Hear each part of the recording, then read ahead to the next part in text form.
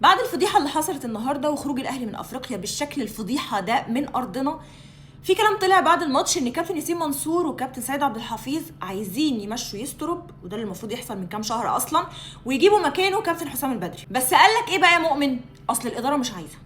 إدارة مين اللي مش عايزة؟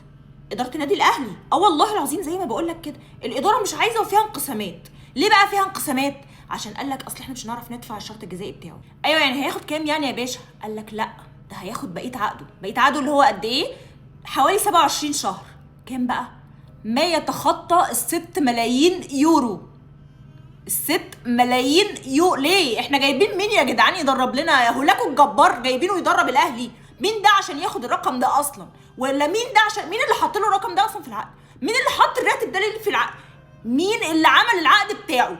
ومين اللي وقع عليه؟ ليه يا جدعان ده؟ ليه جايبين مين يدربنا احنا يعني؟ جايبين مين احنا يعني يدربنا؟ الهولاكو الجبار جاي يدرب الاهلي وعلى الاداء والنتائج دي، وكمان ياخد 6 ملايين يورو. فقال لك ايه بقى؟ لا احنا هنخليه لاخر الموسم.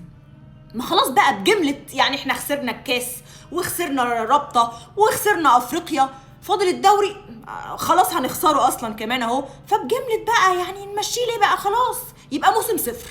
يبقى اول مدرب كده بقى ايه، يعمل تاريخيه كده، حاجه تاريخيه مع النادي الاهلي، ويجي يخسر كل البطولات. بسم الله ما شاء الله عليه، يعني ارقام واحصائيات. الواحد مش عارف يقول ايه بجد، والله العظيم مش عارف يقول ايه غير حسبي الله ونعم الوكيل. حسبي الله ونعم الوكيل في اي حد شاف نفسه اكبر من الاهلي، واي حد ما اداش من قلبه للاهلي، واي حد تخاذل، واي حد وصلنا للمرحله وللمنظر المقرف اللي بقينا فيه ده. اي حد، والله اي حد، محدش ابدا يفرق معانا. ما يفرقش معانا غير حاجه واحده بس، النادي الاهلي اللي انتوا بتضيعوا هيبته وبتضيعوا شكله دلوقتي.